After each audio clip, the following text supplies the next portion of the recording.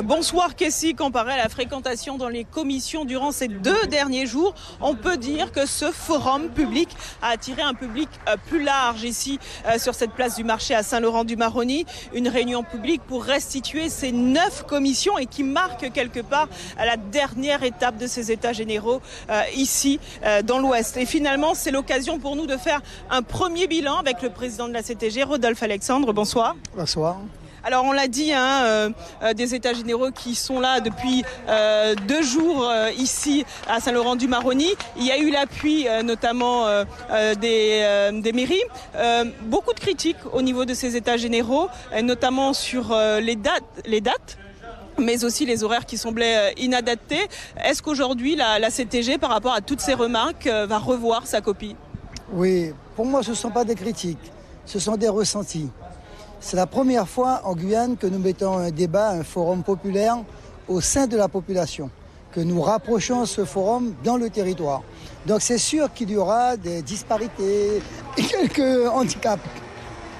Là aujourd'hui, avec monsieur le maire, nous avons convenu de revenir à Saint-Laurent et sur l'Ouest et sur Mana. Ce qui va se passer, on va ramener les rendus, des comptes rendus des opérations qui ont eu lieu, et on va réouvrir le débat, peut-être plus l'après-midi et certainement le soir comme en ce moment. Mais d'une manière générale, il est un peu normal qu'il y ait quelques disparités. Et ça, nous avons parfaitement compris la leçon. Et donc, nous allons réappliquer, non pas de nouvelles méthodes. Tout de suite pour les... Oui, parce que là, on va descendre sur le littoral. J'ai déjà des contacts avec des maires, le maire de Matoury, le maire de Montjoly, le maire de Saint-Georges. On va réappliquer la ligne. Mais l'important, c'est le rendu qui va être fait, qui devra être acté par la population avant de revenir au niveau de la CTG. Mais je reconnais qu'il y a eu quelques petits, blocages au niveau de la mise en place de la logistique. Alors justement, près d'1 mois et demi pour boucler justement ces états généraux. 4 mois après, il y aura cette fameuse restitution au gouvernement. Finalement, est-ce que ce n'est pas trop tôt pour dessiner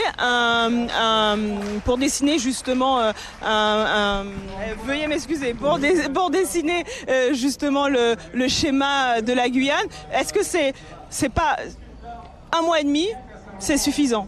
Oui, je pense, c'est la première base. Le premier objectif, c'est d'arriver à déposer auprès du gouvernement un projet sociétal qui aborde tous les aspects économiques, sociaux, culturels, mais également statutaires. Libre, débridé, totalement en l'émanation de la population. Le deuxième, c'est de pouvoir lancer les projets qui rentrent dans le projet de loi de finances. Et enfin, le troisième, c'est d'arriver à socler l'institution qui est la CTG, quoi, quel que soit le statut que l'on mettra en place, ce sera véritablement l'outil majeur de la collectivité, du territoire. Et donc, en ce sens, il faut aller vite. Mais ça n'empêchera pas, après, de poursuivre le débat. Et nous l'avons dit, nous allons repasser sur le territoire. Pour ceux ou celles qui, pendant le carnaval, n'aient pas pu suivre le débat, on va le refaire. Mais je pense qu'il faut tenir le mois de mars pour que les assises ne débouchent pas sur les conclusions sans la Guyane. De façon à ce que nous puissions être non pas en concurrence, mais en transition, en transversal par rapport aux projets structurants de la Guyane. Merci Rodolphe Alexandre pour toutes ces précisions.